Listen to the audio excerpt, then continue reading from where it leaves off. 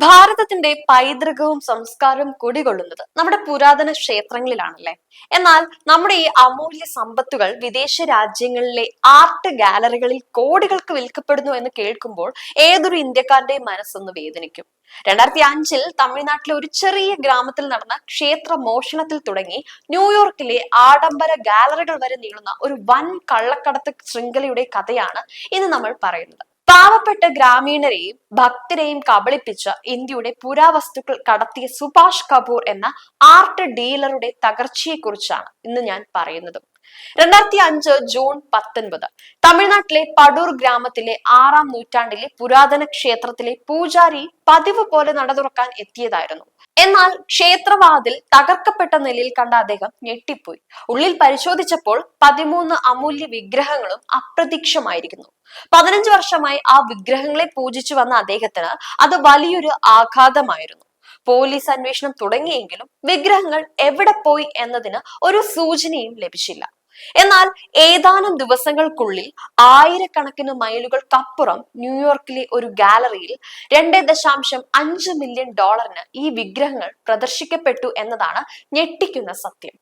ആരാണ് ഈ മോഷണങ്ങളുടെ പിന്നിൽ? അത് സുഭാഷ് കപൂർ എന്ന അന്താരാഷ്ട്ര ആർട്ട് ഡീലറായിരുന്നു. 1974 അമേരിക്കയിലെത്തിയ സുഭാഷ് കപൂർ ന്യൂയോർക്കിലെ ആർട്ട് ഓഫ് ദി പാസ്റ്റ് എന്ന പേരിൽ ഒരു ഗാലറി തുടങ്ങി. വലിയ മ്യൂസിയങ്ങളുമായും ഉന്നത വ്യക്തികളുമായും ബന്ധം സ്ഥാപിച്ച അദ്ദേഹം താൻ വിൽക്കുന്ന വിഗ്രഹങ്ങൾ നിയമപരമായ രേഖകളുള്ളവയാണെന്ന് വിശ്വസിപ്പിച്ചു. എന്നാൽ യഥാർത്ഥത്തിൽ ഇന്ത്യയിലെ ചെറിയ ക്ഷേത്രങ്ങളിൽ നിന്ന് മോഷ്ടിച്ചു കൊണ്ടുവരുന്ന വിഗ്രഹങ്ങളായിരുന്നു അവ. 2014 പ്രധാനമന്ത്രി നരേന്ദ്രമോദിക്ക് ഓസ്ട്രേലിയൻ പ്രധാനമന്ത്രി തിരിച്ചു നൽകിയ 11-ാം നൂറ്റാണ്ടിലെ നടരാജ വിഗ്രഹവും സുഭാഷ് കപൂർ മോഷ്ടിച്ചു കടത്തിയതായിരുന്നു. ചോള രാജവംശത്തിലെ കാലത്തെ വെങ്കല വിഗ്രഹങ്ങൾക്കായിരുന്നു വിദേശത്ത് ഏറ്റവും കൂടുതൽ ഡിമാൻഡ്. തമിഴ്നാട്ടിലെ ഉൾനാടൻ ഗ്രാമങ്ങളിലെ സുരക്ഷയില്ലാത്ത ക്ഷേത്രങ്ങളാണ് കള്ളന്മാർ ലക്ഷ്യം വെച്ചത്.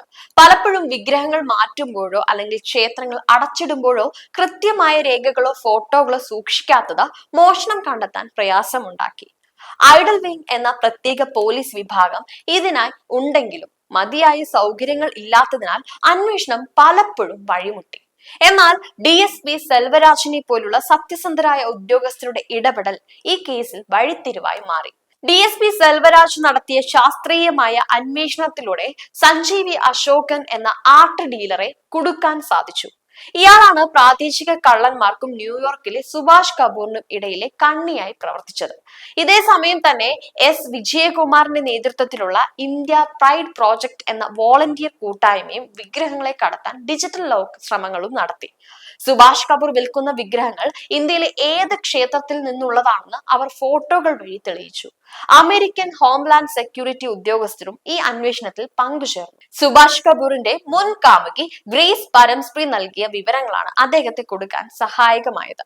വ്യാജരേഖകൾ ചമച്ചാണ് വിഗ്രഹങ്ങൾ കടത്തുന്നതെന്ന് അവർ വെളിപ്പെടുത്തി. 2011 ജർമ്മനിയിലെ ഫ്രാങ്ക്ഫർട്ട് വിമാനത്താവളത്തിൽ വെച്ച് ഇന്റർപോൾ സുഭാഷ് കപൂറിനെ അറസ്റ്റ് ചെയ്തു.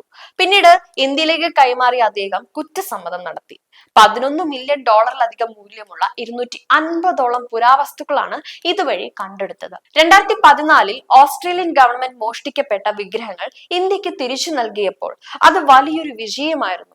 ഇന്ത്യയുടെ പൈതൃകം കാത്തു സൂക്ഷിക്കേണ്ടത് ഓരോ പൗരന്റെയും കടമയാണ്.